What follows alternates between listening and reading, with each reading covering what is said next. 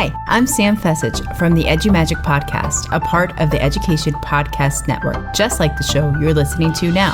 Shows on the network are individually owned and opinions expressed may not reflect others. Find other interesting education podcasts at edupodcastnetwork.com. Hey, welcome back. Steve here, and today I'm talking with R.J. Stewart. Let's talk a little bit about R.J. He developed, wrote, and produced the television show Xena, Warrior Princess. He had a Hollywood career that spanned 22 years and included writing for movies as well as television.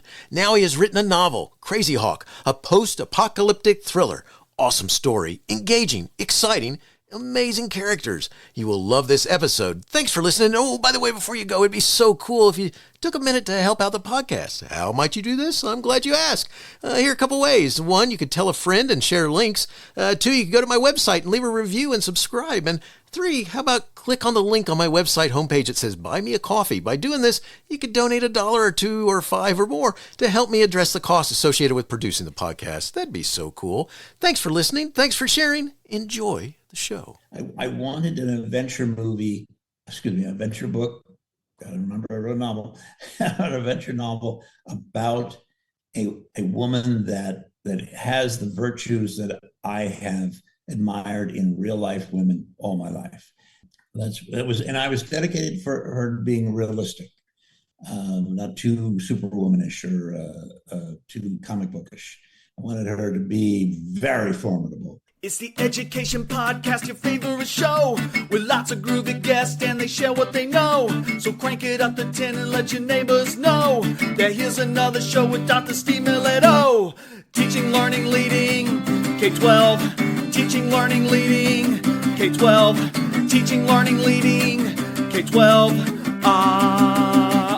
With Dr. Steve Milletto. R.J. Stewart, the author of the post-apocalyptic thriller Crazy Hawk, is best known for developing, writing, and producing Xena, Warrior Princess, starring Lucy Lawless, once the highest-rated television show in syndication. He started out as a teamster for 9 years and a fledgling stage actor until he got his first break writing for the NBC romance detective drama starring Pierce Brosnan, Remington Steele. It would parlay into a 22-year Hollywood career that includes writing credits for movies The Rundown starring Duane "The Rock" Johnson, Major League 2 starring Charlie Sheen, and television's Cleopatra 2525. He also worked on projects with Kevin Costner, Rebecca de Mornay, and James Garner. Stewart was born in Brooklyn, New York, but has lived most of his life in the American West. His youth as the son of an Air Force sergeant was spent across 6 states in Greece, Italy, and Germany. His American family roots trace back nearly 2 centuries. He has spent thousands of hours riding a trail horse and likes to collect historical documents, specializing in 18th century history. Stewart graduated from Florida International University. He lives on a San Diego County horse ranch with his wife of 51 years, Kat O'Connor. Various horses and dogs have been kind enough to share their ranch with RJ and Kat, including Danny, a beautiful Palomino who inspired the creation of the buckskin character in Crazy Hawk, his first novel. For more information, please see www.hovartis.com, and I'll put that in the show notes, and we'll talk more about that later. Our focus today is RJ's book, Crazy Hawk, a post-apocalyptic thriller. RJ, thanks so much for being on the show, and say hi to everyone. Hi, everyone, and thank you, Steve, for having me. I really appreciate it. Well, glad to have you here, and before we talk about your book, Crazy Hawk, let's talk about a video that you have on your book's website. The video shows you riding a horse named Danny. Could you tell us about Danny, and also, Crazy Hawk is dedicated to Danny. Is this the same Danny? That is the same Danny. In 2001, Xena finished up, and my wife and I actually moved to a horse ranch in Arizona. We realized we needed to be close to our loved ones in California, so came back a couple of years later. But there I purchased a Palomino, a Missouri Foxtrotter. A wonderful, wonderful horse. Everyone all the farriers are people who put the shoes on the horse's feet. The farriers, the vets, the other riders who sampled him or just watched me connecting with him agree he was one of the wonderful trail horses ever. And he was, as I mentioned, a Missouri Foxtrotter. So he is the basis for the horse in the book. Although I fictionalized it, I do believe fictionalizing things is a good thing rather than be right on whether you're doing people or locations or animals. And the horse in the book is a buckskin, a different color totally than a palomino. And yeah, That's awesome. now. By the yeah, go ahead. Go ahead. Oh, I was just say that's awesome. Go ahead. Yeah, no, he passed in 2021, so I had him for 20 years.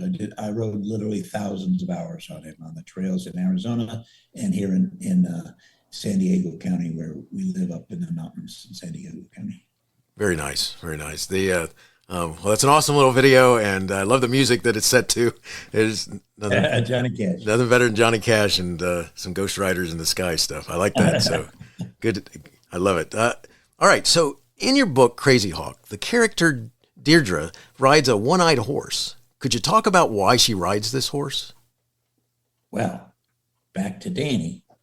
In 2011, so I got him in 2001, and in 2011, my farrier was over working on him, and he comes in next to him and says, "What's wrong with Danny's eye?"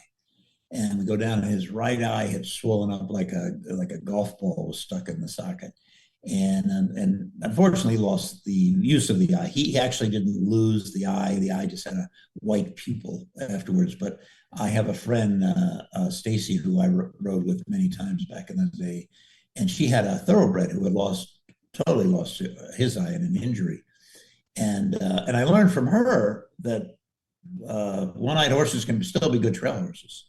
And so I never thought of getting rid of Danny. That would never happen.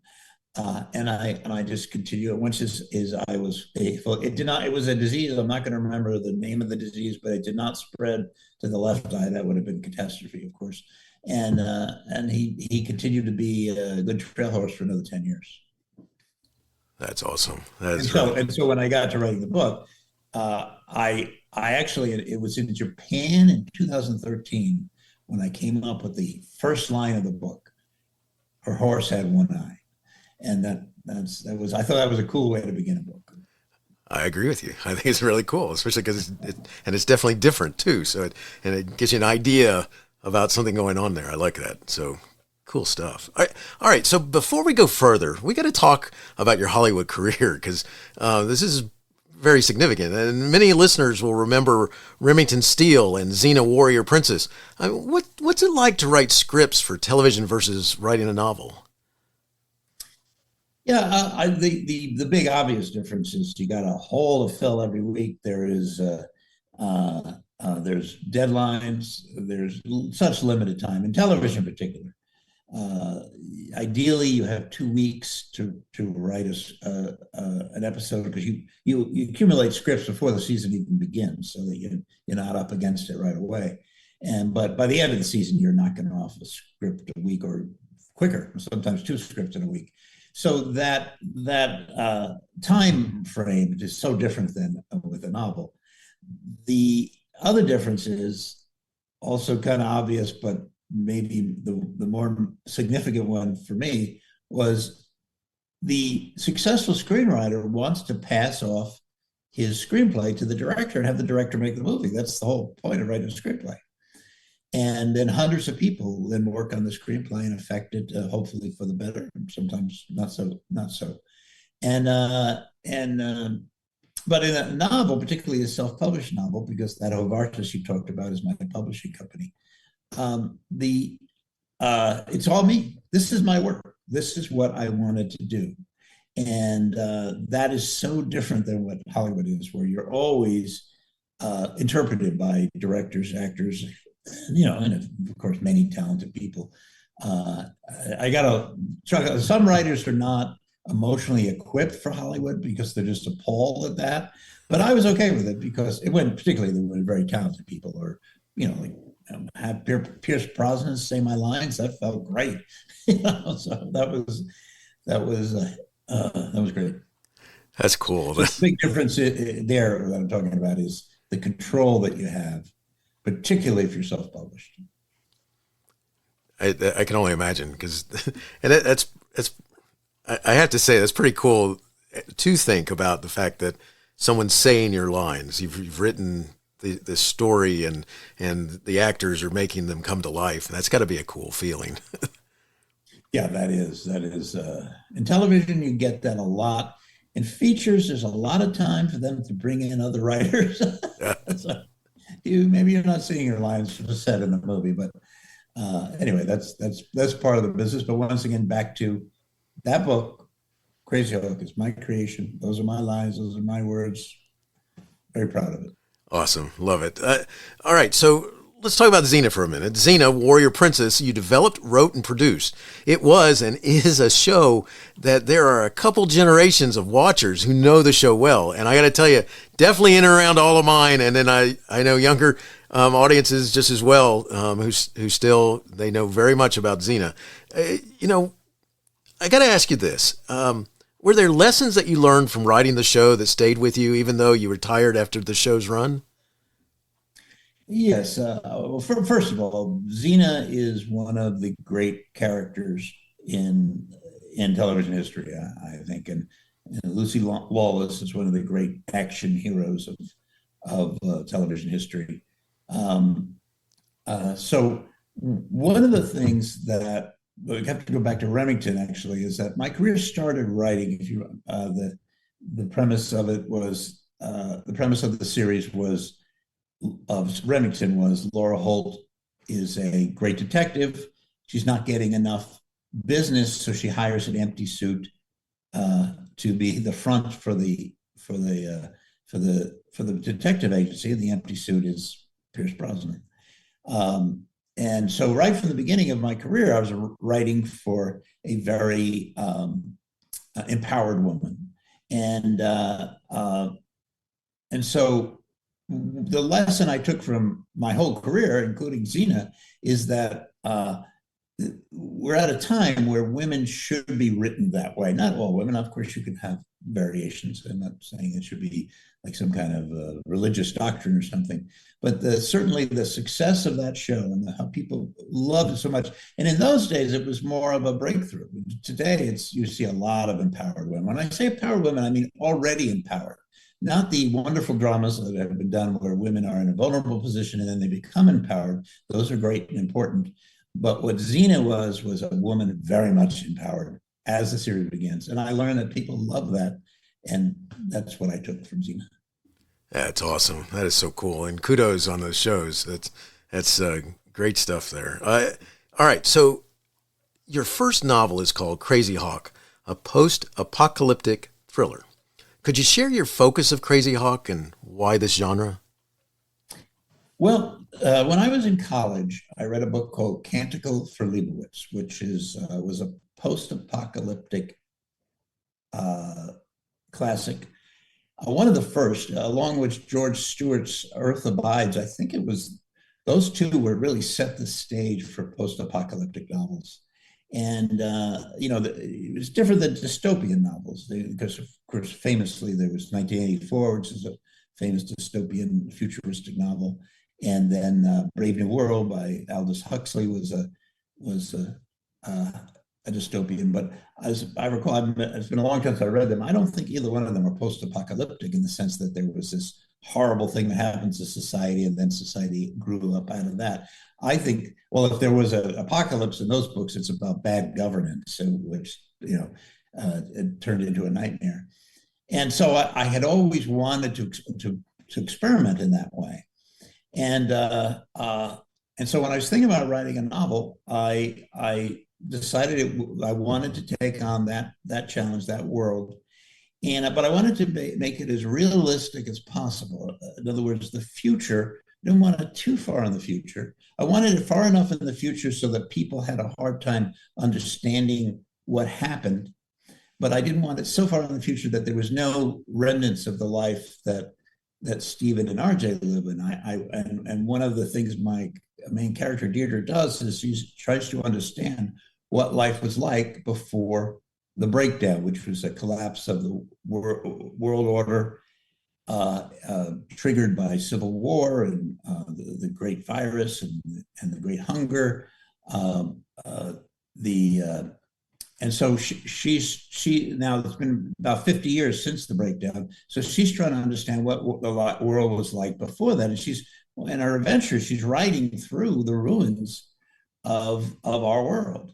And so she has a lot of evidence, books and things she reads, and she's fascinating. And that's another wonderful thing about post-apocalyptic novels. You not only can create this futuristic world that's barren and different and something somewhat scary. Are we moving towards that?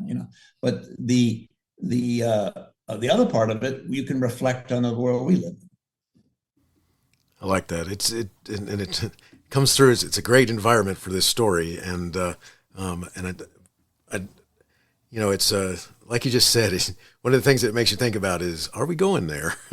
How close are we? That type of thing, and so one of the things I got to make sure that we talk about is you have a certain main character here. So what inspired you to write about a fierce woman on a rescue and revenge mission?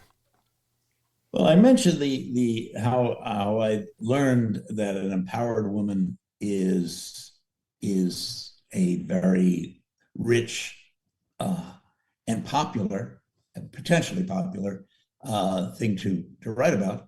And I've known so many people in my own life who I would call empowered or had become empowered. And I kind of wanted to capture a lot of them in the book. Some of them we've said goodbye to, I wanted an adventure book. I remember I wrote a novel, an adventure novel about a woman that has the virtues that I have admired in real life women all my life. And I was dedicated for her being realistic, not too superwomanish or too comic bookish. I wanted her to be very formidable, but based on reality, be somebody we could recognize. Well, I think you did a great job at that, and that's used a term that I was going to mention, and it's cool that you used it because we're definitely in line here, because it's not comic bookish, and you're talking to someone who's read a lot in his days and all this sort of stuff, and it's not the characters. Thank you very much. That's very kind of you.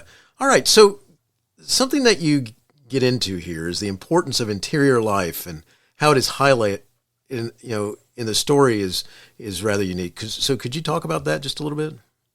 Yeah, I want to read a quote from the book. Now, it's not my writing. It's a quote from a famous person, because in Deirdre's tribe, they value the wisdom of the past, and they collect as many classic wisdom books as they can for their library in the ruins of our world. And this is a quote that is over the door of their library. It's by the French epigrammist Chamfort. Happiness is no easy matter. It is very difficult to find it in ourselves and impossible to find it elsewhere. That wisdom that we have to, when you're going through a crisis, when you're suffering, when you suffered loss, and my wife and I have suffered some very serious losses. If you're always looking outside for the solution, and I don't care what you call outside, whether it's a therapist or drugs, or sometimes for me it was horseback riding and riding away from my problems. It's never going to solve the problem. It has to be done inside, and so we need to fortify ourselves with. I love the imagery that a Catholic mystic by the name of Teresa of Avila, if I'm saying that right, Avila. Her imagery was an interior castle, and we have to fortify ourselves to be able to survive that and develop an interior life. And what breaks my heart about some of the young people I see today is that they're looking for happiness on the internet or in drugs or in escapism. And I just know that's not where they're going to find it. You need to find it inside. And so that was a theme I was going to have in part of the book. I knew that right from the beginning, that I wanted to develop that as a major theme. Well, it definitely is apparent, and more than apparent, it's definitely a theme, and it definitely hits home in many different ways. So I like that, and thank you for explaining. All right, so let's talk about how you write for a minute. I'm going to read a little paragraph from the story, and then we'll talk. Here's from your book, Crazy Hawk. As they made their way up the winding road that led from the valley floor to town, they had to clear out of the way of a dilapidated automobile rolling past them down the hill. No motor running, just coasting on gravity. It was full of teenagers who grinned at Carlisle and his posse. He wondered how they'd get the car up the hill again. Maybe they wouldn't. And here's another example. Deirdre was stunned by the emotion stirred up by this discovery. Her mother's warm, smiling face, surrounded by her ebony hair, reminded her of a loss she had struggled to put behind her for years. She had convinced herself that she had moved on, but the memories of this brave woman's loving care in the face of war, hunger, cold, and chaos caused tears to well up. Oh my gosh, I love the imagery that you create. 2 different scenarios, 2 different places in the book. I mean, it's throughout there. It makes it feel so real, and it makes you feel like you're there. Thank you for reading those. You read them great, by the way. Do you want to do the auto book? What do you Thanks. The first one, it was an easy one because I experienced that. I spent many years in Arizona, and Jerome, Arizona. This is one of the bad guys leading a troop up to up the road that leads to Jerome, Arizona. And in reality, I was on that road. I was in a vehicle, not a horse, on a horse. And I watched a group of Native Americans, indigenous folk, go by in a car that was not powered by anything. It was just, gravity taking it downhill. And they were waving and grinning at me as they went by. And I thought that at the time, how do they get that up the hill again? And I said, they probably don't. And so when I had the reason I had put the indigenous stronghold in Jerome, because I think it's elevated, it's on a cliff face. It would be an excellent place for a military stronghold. And then when I had them right, I said, wait a minute, I have to go back to that moment that I experienced. So that one was kind of easy, and of course it's about memory and a little imagination. And of course, it's not. They are on horseback, and which is different. And in that case, you have all these cars lying around that aren't being used because gasoline is very difficult to get. So now, what do you do with it? Well, let's ride it down the hill. I like that. So that was the other one. The scenario is that she has her sister. The whole premise of the book is she's trying to find her sister who has been kidnapped by these guys, and she's in the room where she expects her sister to walk in the door, but she has a moment of insecurity. Am I in the right room? And she starts looking around for some evidence that this is truly Mindy's room, and that's her sister's name. And she opens the drawer and sees a picture of her mother. So that's what she's reacting to. And that, I think, a writer needs to be able to touch into that emotion and take it seriously. This is if you start thinking like your character, which I think you need to do, it's not that hard to get to that emotional timber.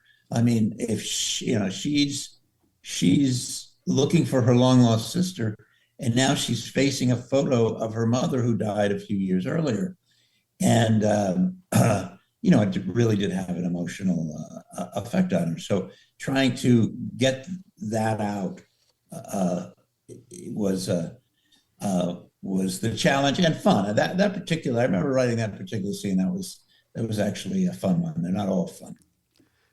That's cool. That it also brings thoughts to you about when you wrote it. I think that's neat too. But it really does. I just love the way you create the imagery, because it does make you feel like there. And that's even cooler to know that the story of the car is something that really happened to you, because I can just imagine that happening. It was indigenous people who did it. I'm not sure what tribe that would have been. Around that. It could have been Apache. There's some Apache around there. It could be Hopi too. So I'm not sure what tribe they were. That's awesome. All right. So Crazy Hawk is a thriller. Let's talk about writing action scenes, because you got them. And, I'm going to read this scene and we'll go from there. Deirdre leaned on her right elbow and threw both legs towards Lauder. wrapped his midsection with a python-like grip and grabbed the barrel of his weapon with her left hand, shoving it downwards. He fired into the floor. The blast caused the barrel to leap out of her hand, but she was able to slam the heel of her left foot into his nose. As he staggered backward, she grabbed the rifle and jerked it out of his grip. When I read your words, I feel tension, I see the action. What do you do to make that feel real? Well, that is a craft. And I owe my ability to write that. And I wrote, a lot of people in screenplays will say fist fight, screenwriters, right? They assume the stunt guy. It is true. The stunt guys will, the stunt coordinator stuff will do what's practical and real and won't slavishly follow your description. But I always loved writing the action into screenplays. And people told me that it made a better read, more fun, and I think it helped me in my career to be able to do that. Now, where did that come from? When I was 12 years old, I was intoxicated with the writer Alistair MacLean. I don't know if you remember him, The Guns of Navarone. Yes. And which, by the way, was made into a movie. But talking about empowered women, Irene Pappas, the great Greek actress, played a tough gal with a submachine gun, one of my first empowered women that I loved. And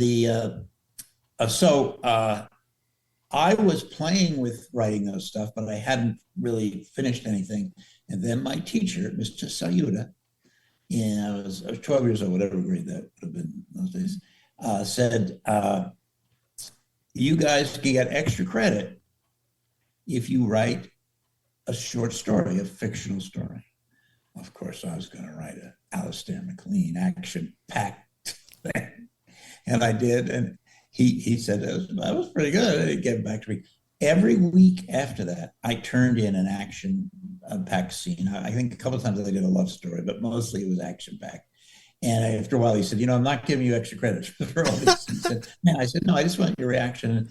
And they were 3-4 page things. So he read some of them and reacted to it. But that I started working on the craft of writing action when I was really young. So yeah, I won't say it comes easy because, sometimes you gotta, only with a zero draft version of it comes easy. But then when you read it over again, you say, yeah, that doesn't sound realistic. And then you have to start working and caressing it and make it sound realistic. Well, I love the way you write it, and it works beautifully, and it's part of that imagery again. You have this feeling that you understand what's going on, as opposed to just, insert fight here. So, yeah. Now, I understand now, and particularly in television, why some writers would do that, because they know the stunt coordinator is going to do it. Right. But I don't care. I mean, I don't care if they depart from what I'm saying. I want the reader to get the idea. So, well, it's awesome, right? Because it really helps you play with whatever your imagination, how it works. It helps you imagine what's going on there, and I love it. It makes it exciting, and you feel the tension, and you feel everything. So kudos. Thank you very much. It's great to hear. I appreciate it. We're getting close to finishing up, RJ. Before we do that, I have a couple questions that I want to ask in a minute. But before we do that, can you tell where our listeners can find additional information, connect, and learn more? Hovartus.com is my website. Hovartus is spelled Hovartus. And on there, a couple of things you can get on there, which people might like, because I have in the book, I mentioned the Code of Lauren. And the Code of Lauren is what they live by, the Hussars. Hussars is the name of Deirdre's tribe. They live by this code. But I never tell the readers in the book what the code is. But on my website, you can read the Code of Lauren. I also list the books in their wisdom library. And a lot of books are mentioned that they collect and bring back to the tribe, and how they learn about the old world, but also use the wisdom books to fortify themselves. And I list a lot of those titles and how to connect to them on Amazon, but also I make a little comment on each one of them. Those are kind of things. And of course, you mentioned the film of Danny on the site, so it's a good site. Very much so. And I'll make sure there's a link to it in the show notes so it's easy for the listeners to go to. And I love all that extra information, by the way. It's cool, especially because of what you just said, which is it's stuff that's mentioned in the book and it's part of, but they get a chance to explore it a little deeper, which I like. I like that. All right. So last two questions, and these are just questions I like to ask my guests. And the first one is this: when you write, how do you deal with a blank page? Well, the blank page is two different things. There's one thing in Hollywood, and there's another thing in novel writing. In Hollywood, a blank page, the scary part of a blank page, the terrifying part of a blank page, has to be dealt with in Hollywood. There's no room for writer's block. They're paying you big money to put words on that page. You damn well better do it. And that kills writer's block as quick as anything. Although I have known talented writers who can't work in Hollywood because they do have writer's block, and so they just can't do it. But so the blank page in Hollywood. Now, when you're writing a novel, though, it's a little different. I think the blank page in the novel world, yeah, it can be intimidating and sometimes terrifying. Particularly, I would imagine if somebody paid me big money to write a novel, then I would almost have the same thing I had in Hollywood. But when you're writing a novel like I was, which was writing it for myself and then publishing it, the blank page, not only at the beginning of the page, but each chapter began, was kind of fun for me, at least the zero draft version of it. Then when I started editing, I realized, oh, that's not as good as I thought it was. You throw it out, then you start putting pressure on yourself. But so when you're writing, this is advice I could give to young people, right? That when you're writing the first time, not the first time, I assume you've written other things growing up, but when you're ready to tackle writing a novel, look at every blank page as fun challenge, because it's going to be such hard work revising it. So make that original thing as much, maybe not fun isn't the right word, maybe because it's going to be work, but let it be inspiring or challenging, and then you'll deal with the hard work of the revisions, because you got to revise things dozens and dozens of times, in my opinion. I learned this on writing this novel. I mean, I read it through at some point at a zero draft, and then I said, I like it, but there's so many things I have to make more universal and more realistic, and started the revision process. That's awesome. Appreciate you sharing. I love your thoughts about that. That's good stuff. Last question. Do you have a teacher in your past who made a difference in your life? If so, who was it? And what would you say if given the chance to say thank you? Well, I mentioned Mr. Sayuda, who gave me the chance to write those adventure stories when I was 12. Was that the 8th grade when you're 12? What is that? I think that's the 8th grade. And 7th grade. But then a high school teacher named Mr. Bailey. Now, this was an important one.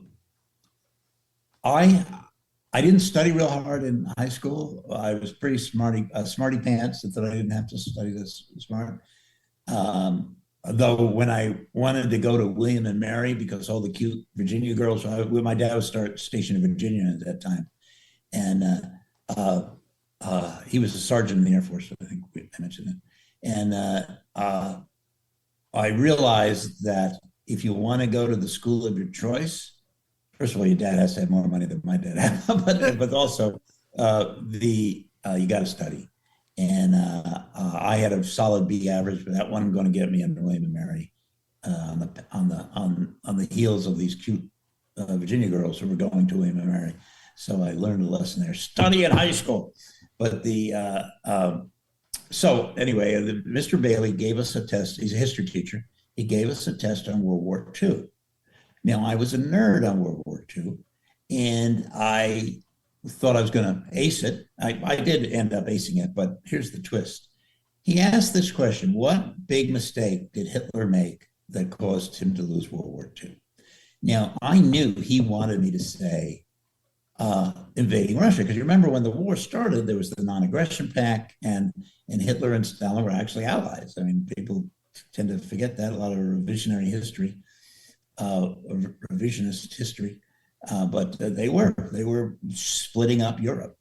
When Hitler attacked Poland from the west, Stalin attacked it from the east, and they split up Poland equally. So the mistake he wanted me to write in that Mr. Bailey wanted me to write in that test was he took on fighting Russia, which ultimately led to his defeat. He shouldn't have attacked Russia until he had solidified everything else. Perhaps Stalin wasn't a reliable ally, but that's what he wanted me to say. But I had read in a book on the North Africa campaign of criticism that had he put a lot more forces in North Africa under Rommel's leadership, Rommel could have defeated the British and swept into the Middle East and have all the oil fields in the Middle East. And so that's what I wrote in the story, in the thing. And I wondered when I did it, is he going to not like this? Because this is not what he told us was the mistake. And he gave A++. And then on the note on that, he said, man, I had never thought of that. That was very clever. Now, I had gotten from a book I had just read, so I wasn't like I was this historical genius, but he, and that was why I like to say thank you to him, is that it told me to take chances and go for the unusual. And like I wrote this novel, I'd never written a novel before. I wrote it and self-published it, and that's it. He taught me that sometimes it pays off big time to take chances. A safe thing would have done he shouldn't have attacked Russia, but I went with the thing I had read in the book on North Africa. I was cool. a big nerd into the British Army at that time. The British were fighting the Germans in North Africa. So Montgomery against Rommel, I was a nerdy little boy. That's a cool thing to be nerdy about. So that's awesome. And I love that story, because as a teacher, there's, two types of responses they could give. Well, three actually. One is to ignore. One is to say, why didn't you go with what I was talking about? And instead to applaud you for your choice is awesome. And he even admitted he hadn't heard of it before. It gave me too much credit for it. Like I came up with it. Like I said, I read it in a book on North Africa. But that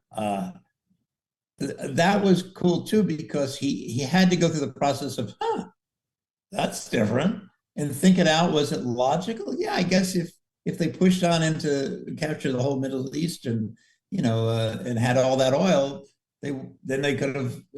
And then I'm telling you now, adding on to that, I didn't put this in the answer at the time. He could have driven up through Turkey into Russia. He could have attacked Russia from the south. So it could have been a thing. So thank God that didn't happen. We are glad that the Nazis lost World War II. You got that? One thing. Definitely, I'm going on a limb there. It's a good thing that the Germans lost World War II. You got that right. I like that. Thanks so much for sharing that story and sharing your book, Crazy Hawk, a Post-Apocalyptic Thriller. What an awesome story, and what a cool career in writing. Wishing you the best in all you do, and it's been awesome talking with you. I thank you so much. Thank you, Steve. It was a wonderful interview. I was very impressed with this interview. Thank you. Hey, you have been listening to Teaching, Learning, Leading K12, a podcast to help you help kids achieve their dreams. Teaching, Learning, Leading K12 is a member of the Education Podcast Network. Podcasts for educators, podcasts by educators. Teaching, Learning, Leading K12 is a member of the podcast network based in Canada called Voice Ed Radio. Voice Ed Radio, your voice is right here. The opinions expressed on Teaching, Learning, Leading K12 are those of the guests and host. Teaching, Learning, Leading K12 is intended to share ideas, advice, and suggestions. Teaching, Learning, Leading K12 is produced for educational purposes. Hey, thanks for listening. It would be awesome if you visited my website at stephenmiletto.com and connected with me, left a review, and listened to more episodes. And by the way, you could also share it with your friends, with your family, and your colleagues. Thanks so much. You're awesome.